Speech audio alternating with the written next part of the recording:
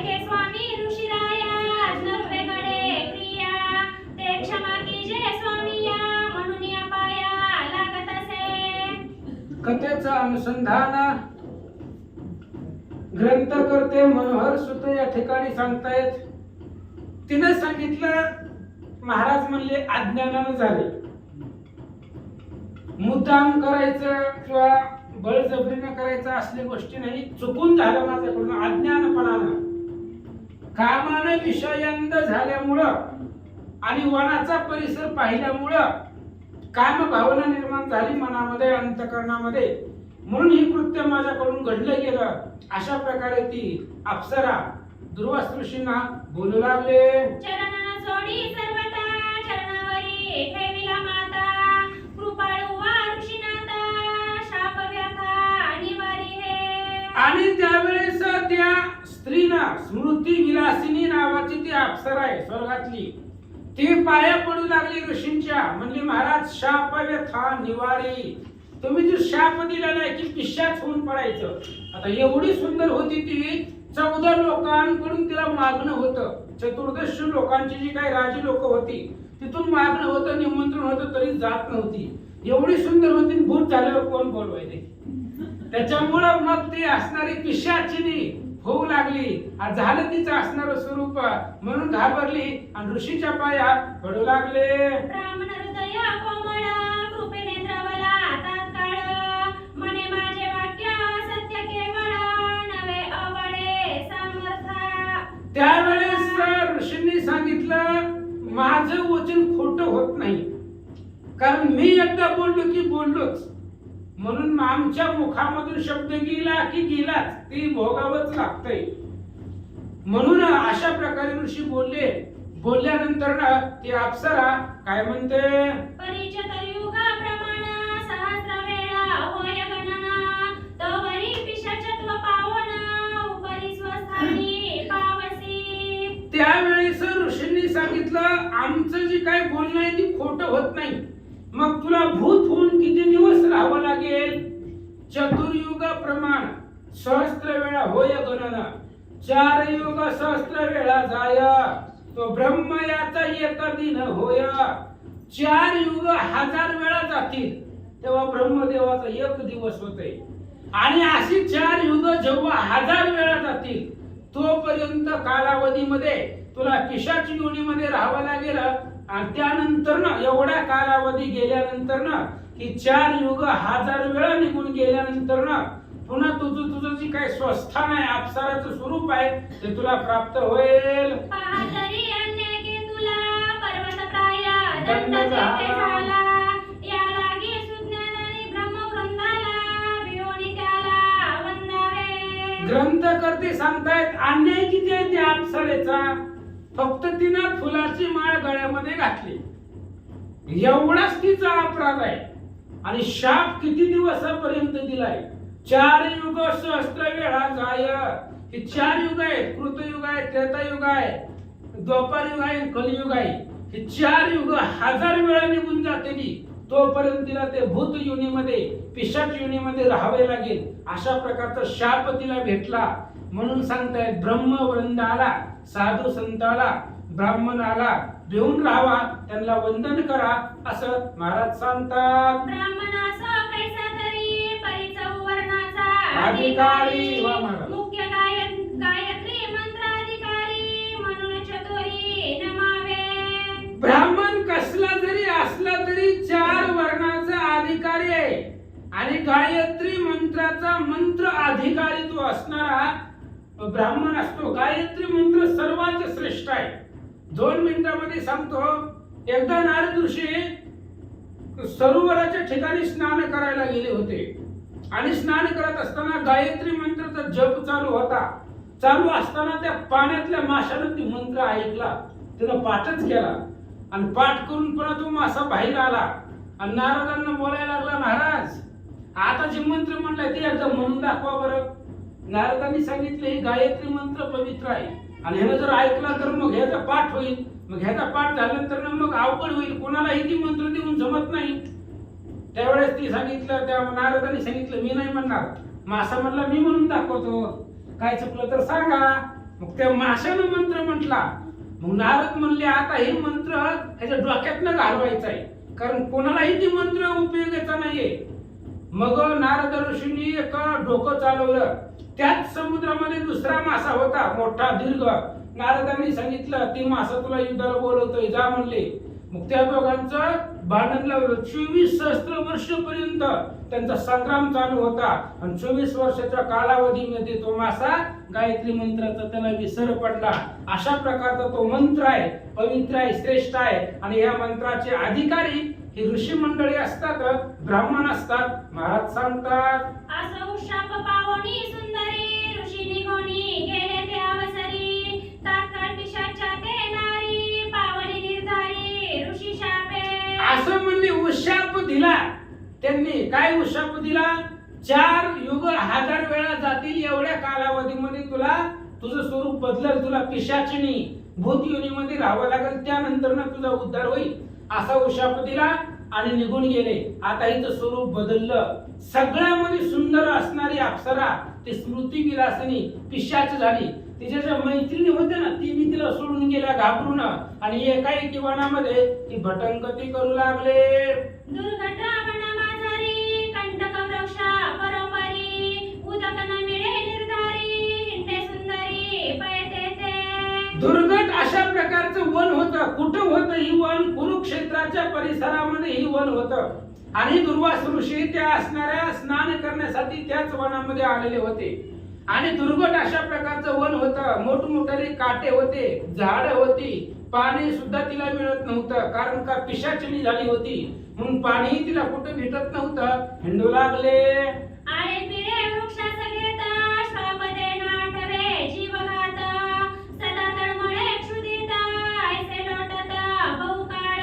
आणि ती पिशाचिनी होती. कुठल्या तरी झाडावरती जायचं, त्या झाडावरनं ह्या झाडावरती उड्या मारायच्या, त्या झाडाला लोंबकळायचं. अशा प्रकारे ती पिशाचिनीचं वर्तन ती अप्सरा करू लागली. आणि असं तळमळा भूक लागत होती तिला. जी दिसल ती श्वापद ती असणारी भक्षण करत होती. आणि असं त्या झाडावरती लटकत राहत असताना अनेक वर्षाचा कालावधी निघून गेला. तव अकस्मात येते काळी याज्ञवल्कीची कन्या सुमेळी कांची तपस्विनी नामे बाळी सखिया मेळी पातळीसे. आणि असं झालं. अनेक दिवस त्या वनामध्ये भटंगती करत असताना, फिरत असताना याज्ञवल्क ही ब्रह्मवेत्ता आहे बरं. ब्रह्मचारी वेगळे आणि ब्रह्मवेत्ते वेगळे. कपिल याज्ञवल्क शुक श्री दत्तात्रेय चवता देक ही ब्रह्मवेत्ते आहेत. आणि या 4 ब्रह्मवेत्त्यामधला एक याज्ञवल्क आहे. जनक राजाला जो त्या ठिकाणी असणारा संतती होणार होती, जनकाचा गुरु जो याज्ञवल्क. आणि त्या याज्ञवल्काची मुलगी, तिचं नाव सांगितलं कांची. आणि ती तपस्विनी होती, सुंदर होती. आणि ती त्या असणाऱ्या परिसरामध्ये आपल्या मैत्रिणीला घेऊन आली. आता आल्याबरोबर काय होतंय ऐकू. चहा प्यायल्यावर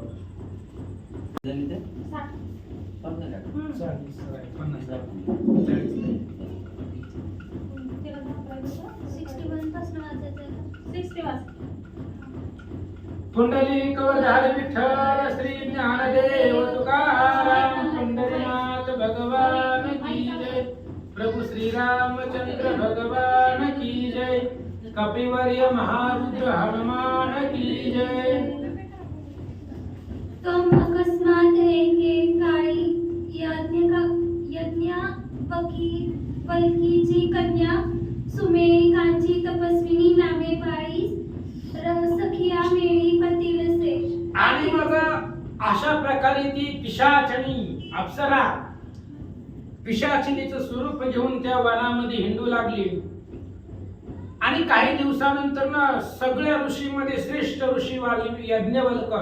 आणि त्या याज्ञवल्कांची मुलगी अतिशय तपस्विनी, बाळी म्हणजे कुमारिका, सुंदर त्या वनामध्ये ती सहज स्नान करण्यासाठी आलेली होती. तव तो मलमास विशेष लक्षणी तीर्थयात्रा प्रदोष चालील असे कुरुक्षेत्रास भेटी आणि असे पै झाली. आणि तेवढ्या वेळामध्ये तो अधिक महिना होता. आणि अधिक महिन्याचं पवित्रता, अधिक महिन्याचं महिमान लक्षात घेऊन ती याज्ञवल्कांची मुलगी त्याच वनामध्ये स्नान करण्यासाठी आलेली होती. आता लक्ष्मीने विचारले स्नानाचं पुण्य काय आहे. पूर्ण महिनाभर आपण स्नान केलं पण एक दिवसच्या स्नानाचं पुण्य किती आहे असा प्रश्न लक्ष्मीने विचारलेला होता. आणि ती याज्ञवल्क ऋषींची मुलगी स्नान करण्यासाठी अधिक महिन्याच्या पर्वावरती त्या वनात आले. येरी जाऊन लवलया तरी ती झाली तिचे पाया म्हणे तपस्विनी माया परिसे साये वृत्तांतू. आणि मग लगेच ती असणारी थोडा याचा आवाज कमी करा मला तेच वर कमी करा थोडा. आणि मग ती असणारी याज्ञवल्क ऋषींची मुलगी तिथं आली. आल्यानंतर ना ही पिशाचिनी तिला भेटल्याबरोबर त्या मुलीच्या तिच्या पाया पडली, तिचं दर्शन घेतलं आणि काय म्हणते. मग मुळापासून वृत्तांत समग्र कथिला तिये समाचार शपाभय परम दुस्तर कर्म घोर सुटेना. मग त्या पिशाचिनीनं अप्सरेनं त्या याज्ञवल्क ऋषींच्या मुलीला सगळी कथा मुळापासून सांगितली आणि सांगितलं की अशा प्रकारचा शाप आहे आणि शापाच्या भीतीला घाबरून मी तुमच्या पाया पडते, मला या शापामधून मुक्त करा, मला या पिशाचिनी शरीरापासून योनीपासून सोडवा. अशा प्रकारे त्या मुलीला हे अप्सरा बोलू लागले. माये परम उपकारिये ब्रह्मनंदिनी मुक्त करी शापपासून ऐसे मधुर वचने करुणी ऋषी कुमारी प्रतिदी. आणि त्यावेळेस तिने सांगितलं, आई शब्द वापरला त्या पिशाचिनीनं. तिने सांगितलं माय एक उपकार कर माझ्यावरती, ह्या भूताच्या शरीरापासून मला मुक्त कर, मला सोडव, कारण तू ती अधिकारी आहे, याज्ञवल्कांची मुलगी आहे, म्हणून मला या शापापासून वाचव. अशा प्रकारे याज्ञवल्क ऋषींच्या मुलींना ही अप्सरा बोलते. नम्र वचने कार्यसिद्धी नम्र वचने साधे नवविधी वा. ते उपाय न पावे कधी क्रूर रचनी अनंत पे. ग्रंथकर्त्यांनी सांगितलं आपलं जर काम करून घ्यायचं असेल तर त्याला गोडच बोलावं लागतंय, त्याच्यापाशी दांडपणा करून आपलं काम होत नाही. एखाद्याकडून आपल्याला काही मागायचं असल्यावर नम्रपणानं बोलावं लागतंय. नम्र झाला भूता त्याने कोंडिले अनंता. नम्रतेने जेवढी कामं होतात तेवढी दांडपणानं होत नाहीत महाराज. त्यामुळे शांत बोला, साच आणि मवाळ, मिथिले आणि रसाळ अशा प्रकारचं बोलणं ते असणाऱ्या पिशाचिनीचं होतं असं सांगतात. जयाची वाणी मधुर असे त्यांचे कार्य कधीच न नासे. वा वा. जो सदा क्रूर बोलत असे कल्पांती नसे यशतया. आणि ज्याची वाणी मधुर आहे बघा, जी लोक गोड बोलतात त्यांचं कार्य कधीच व्यर्थ जात नाही, कारण त्यांच्या बोलण्यामध्ये गोडवा असतो, मधुरता असते. आणि एखादा जर उद्धट बोलत असेल, दांडपणानं बोलत असेल तर त्याला कधीच यश भेटत नाही. त्यामुळं बोलण्यामध्ये गोडवा पाहिजे महाराज. बोलताना आपण दुसऱ्याला मधुर सौम्य शांत बोललं पाहिजे, कारण शांत बोलण्यानं कुठलंही कार्य होतं महाराज सांगतात. असो तैसी नवे याज्ञवल्की चतुर ब्राह्मिणी परमनिकी पिशाचनीचे बोल ऐकिनिकी हृदय विवेकी अनुसरली. असं म्हणले अशा प्रकारची ती याज्ञवल्क ऋषींची मुलगी नव्हती, अतिशय हुशार चतुर होती. आणि पिशाचिनीचं बोलणं ऐकल्यानंतर ना मग त्यावेळेस ती मनामध्ये कळवळली गेली आणि कळवळून काय म्हणते. मग बोले ऋषी कन्या की पिता माझा याज्ञवल्की देखा त्याने मते निवेदिले व्रत एका अधिक मास निधरी. आणि याज्ञवल्कांनी सांगितलं, म्हणले ऐक, त्या पिशाचिनीला ती असणारी मुलगी सांगते, माझे वडील याज्ञवल्क ऋषी आहेत आणि त्यांनी मला अधिक महिन्याचं जे काय पुण्य प्रभाव आहे, अधिक महिन्याचं महिमान आहे ते मला सांगितलंय, ते तुला सांगते, जरा लक्षपूर्वक ऐक. पुरुषोत्तम मास विशेष म्हणून जातसो सागर संगवास तेथे करुणी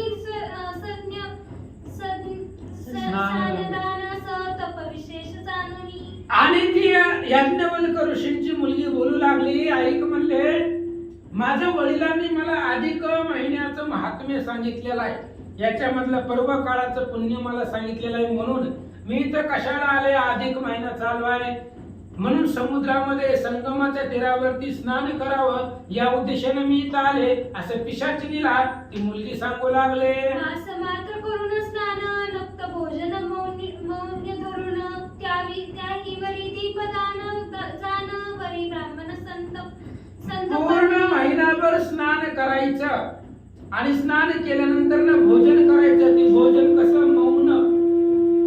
हळू सांगू का? नाही तुमचं सांगितलं काय थोडं मग मागं सारा घे त्यांचा बाई. गैसार लागे नाही पुढील काही इकडं सारा. आणि त्या अधिक महिन्याच्या पर्वावरती भोजन करायचं कसं मौनानं. मौन व्रताचा महिमा आपण ऐकलेला आहे. म्हणून मौन असणारा भोजन करायचं, त्यावरती दीपदान करायचं, ब्राह्मणाला भोजन द्यायचं. अशा प्रकारचं महिमान ती याज्ञवल्क ऋषींची मुलगी त्या पिशाचिनीला सांगू लागले.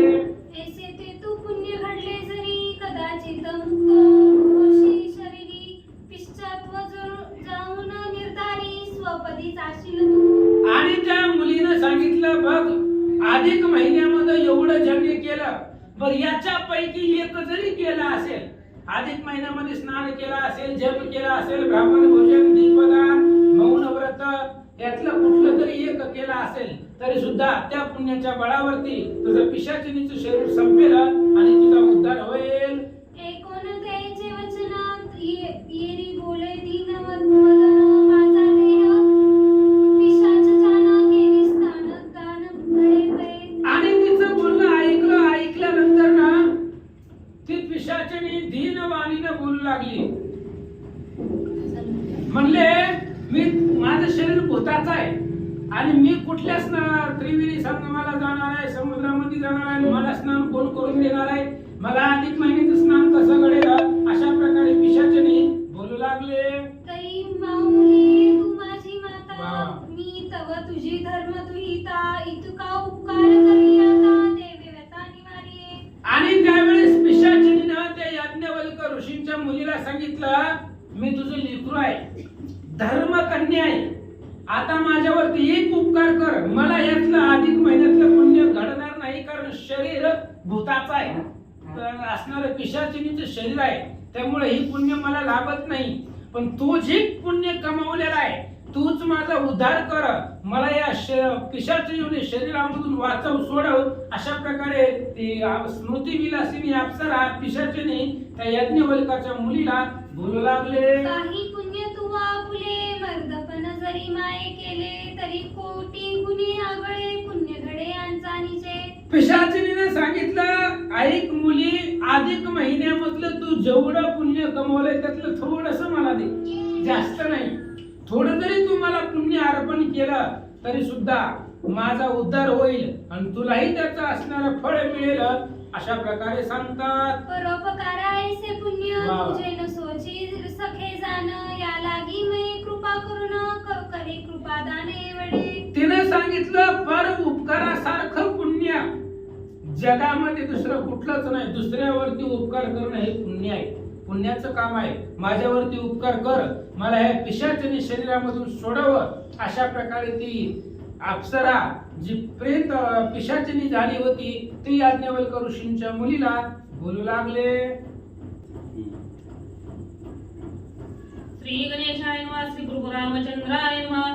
तरी एक दिवसाचे पुण्य माथे करशील जरी अर्पण, तरी मी उद्धार गती पावेन स्थान पावेन आपुले. आणि त्यावेळेस त्या पिशाचिनीने सांगितलं, ऐक म्हणले, अधिक महिन्यामध्ये तू स्नान दान जप नक्त भोजन मौन भोजन दीपदान ही सगळ्या जे काय असणारे व्रत आहे तू व्रत केले. मग त्या सगळ्या व्रतापैकी एक दिवसाचं पुण्य फक्त मला दे. तू या महिन्यामध्ये जेवढं पुण्य कमवलंय त्यातलं फक्त एक दिवसाचं पुण्य मला अर्पण कर आणि त्या पुण्यानं माझं हे जे काय मला पिशाचिनीचं शरीर आहे ते शरीर जाईल असं सांगतात. चतुर्युग केदवा जाती तोवरी भोगो पिशाच गती, या लागी परिसे विनंती लागे पुढती पायाते. तिनं सांगितलं त्या पिशाचिनीनं ही 4 युग 1000 वेळा कवा जाणार, तर मला या भूताच्या असणाऱ्या पिशाचिनीच्या शरीरामध्ये राहावं लागणार आहे, त्या योनीला राहावं लागेल. मग एवढा कालावधी मी इथं कसं राहू, त्यामुळे मला या अधिक महिन्याच्या पर्वाचं 1 दिवसाचं पुण्य अर्पण कर म्हणून त्या मुलीच्या पायावरती पिशाचाने पडू लागले. रे गुण करुणा वचन कपेंद्र द्रवले अंतकरण ते अवश्य म्हणून दिदले भाषदान त्रिवाचा. तिचं करुणावाणीचं बोलणं ऐकल्याबरोबर हिला कळवळ आला, कारण भूतदया अंतकरणामध्ये होती आणि तिने सांगितलं ठीक आहे, 1 दिवसाचं पुण्य, आता मी स्नानाला चालले, ती स्नान करून येते आणि स्नान करून आलेल्याचं पुण्य तुला देते, काय होतंय पाहू, असं ती मुलगी बोलू लागले. म्हणे मी परतोनी तो वरी पाहे तू येतेची राही ठाई चिंता न करे हृदय काही मासांती लागलाही येतेस. तिनं सांगितलं मी चालले स्नान करण्यासाठी, आता मी महागारी येईपर्यंत तू इथंच थांब, मी जाते स्नान करते त्या सागरामध्ये अधिक महिन्याच्या पर्वावरती आणि स्नान करून महागारी येते, असं ती याज्ञवल्क्य ऋषींची मुलगी कांची बोलू लागले. ऐसे वदोनी ऋषी बळाक घेऊन सखियांचा मेळा सतुर पावली सागर संगमाला करी सोहळा मन इच्छा. अशा प्रकारे तिला भाक वचन दिलं, शब्द दिला आणि ती असणारी ऋषीची मुलगी गेल्यानंतर ना सागर संगम होता, तिथं समुद्र संगमामध्ये स्नान केलं आणि स्नान करून पुन्हा महागारी येऊ लागले. दानादी यदा विधी मास मासा वगैसादी पूर्ण करून वृत्तिविधी ब्राह्मणा विधी परिपूर्ण. आणि मग स्नान वगैरे यथाविधी पद्धतीने केलं, ब्राह्मण भोजन दिले, दीपदान केलं, जी व्रत अधिक महिन्यामधली होती ती सगळी तिनं त्या सागर समुद्र संगमावरती केली म्हणतात. ऐसे करुनी पुण्यक्रिया परतुनी आली तया ठाया तव ती पिशाची ऊर्ध्वदृष्टी करून या निरकते से मार्गाते. अशा प्रकारची ते असणारे समुद्रावरती गेली, अधिक महिन्याच्या पर्वावरती स्नान केलं, मध्यान्ह स्नान, आणि स्नान करून पुण्य कमवून ती ऋषींची मुलगी महागारी आली त्याच ठिकाणावरती आणि ही पिशाचिनी तिथंच तिची वाट बघत बसलेली होती. तव एकाएकी स्त्रियांचा मेळा देखून आनंदली वेलाळा दाहुनी धरी चरण कमळा केला फुलासाच बोला. आणि त्या पिशाचिनीनं अचानक स्त्रियांचा मेळा पाहिला गेला. ही याज्ञवल्क्य ऋषींची जी मुलगी होती अनेक सखियांना सोबतीला घेऊन आलेली होती आणि या सगळ्या स्त्रियांचा मेळा पाहिला, तिला आनंद वाटला. तुझी बोलली होती की मी महागारी येते, आपला शब्द तू खरा केला. मग ते ऋषी कन्या पायी करी उदक घेतले लवलाई एके दिनीचे पुण्य पायी उदक करी घालत असे. मग ती याज्ञवल्क्य ऋषींची मुलगी स्नान करून आली आणि स्नान करून आलेल्याचं पुण्य तिला द्यायचे त्या पिशाचिनीला, म्हणून हातामध्ये त्या ठिकाणी पाणी घेतलं आणि 1 दिवस केलेलं स्नान, त्या स्नानाचं पुण्य त्या पिशाचिनीला ती मुलगी देऊ लागले. पुण्य डोळे पडताच मस्तकी तत्काळ देही झाली निकी पूर्ववत पुण्य लेखी अप्सरा देही पावली. आणि स्नान करून आलेलं पुण्य हातामध्ये पाणी घेतलं आणि पाणी घेऊन संकल्प सोडला तिच्या डोक्यावरती, पिशाचिनीच्या डोक्यावरती 1 दिवस केलेल्या स्नानाचं पुण्य तिला अर्पण केलं. तिचं पिशाचिनीचं शरीर संपलं. पूर्वी जशी स्मृती विलासिनी नावाची अप्सरा होती तसा दिव्य देह तिला प्राप्त झाला आणि स्वर्ग लोकाला निघाले.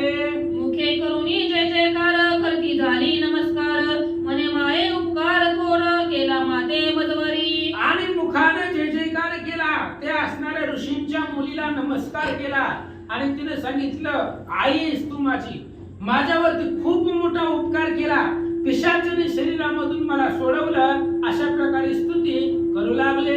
ऐसे बोलूनी ते अवसरी स्वधामा पावली ते नारी एवढी पिशाची निर्धारी उदार गती पावली. अशा प्रकारे तिने सांगितलं आणि ती आपल्या स्वधामाला निघून गेली.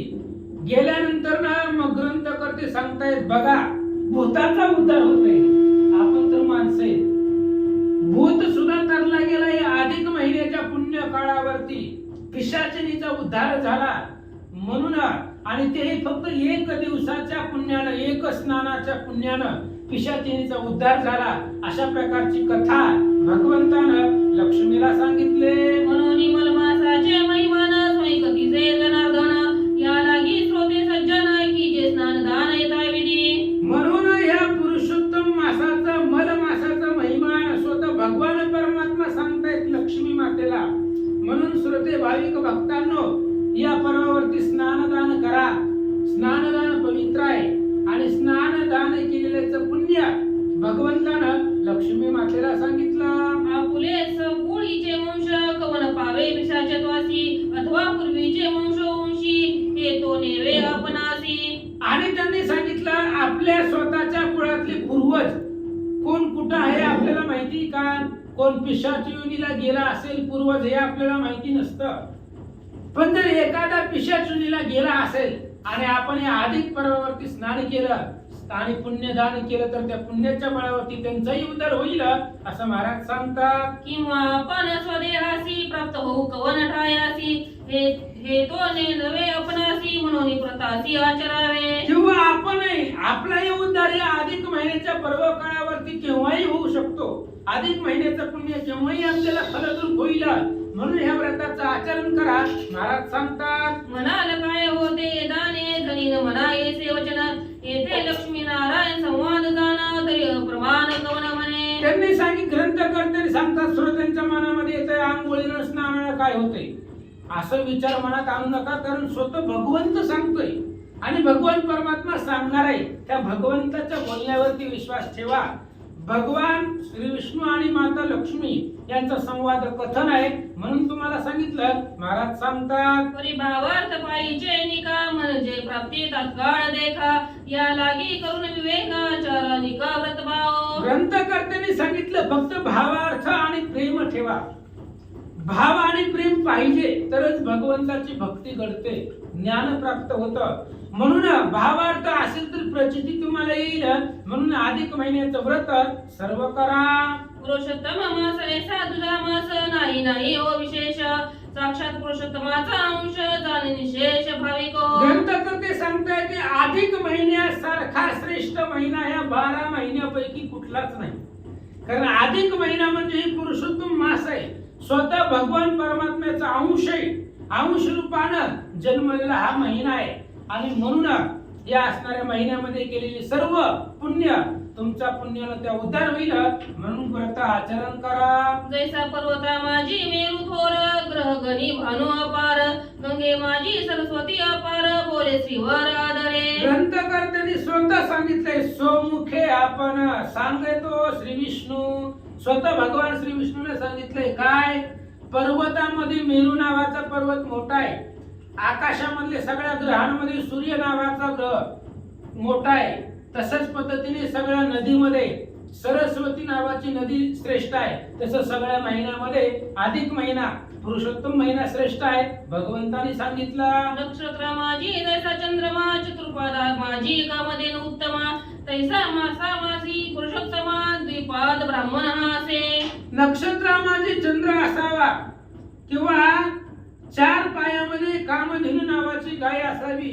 तशा पद्धतीने या महिन्यामध्ये पुरुषोत्तम मास श्रेष्ठ आहे स्वतः भगवंत सांगतात. म्हणून अति आदरे करून अगत्य कीजे स्नानदान म्हणून बोले जनार्दन त्याची कथन केले असे. ग्रंथकर्ते सांगतायत मी माझ्या मनाचं सांगत नाही. जे भगवंतानं बोललेलं आहे त्याच कथन केले असे. मी माझ्या मनाचं बोलत नाही. भगवंतानं जे लक्ष्मीला सांगितलंय ते व्यासांनी पद्म पुराणामध्ये लिहिलंय आणि तीच कथा तुमच्या पुढे सांगितले. स्वास्ती श्री मलमास महात्मय पद्य पुराणांचे समंत मनोहर सुत विरचित षोडोध्याय गोडार्पण कृष्णार्पण नमस्ते. पंडलिका वरदे हरी विठ्ठल.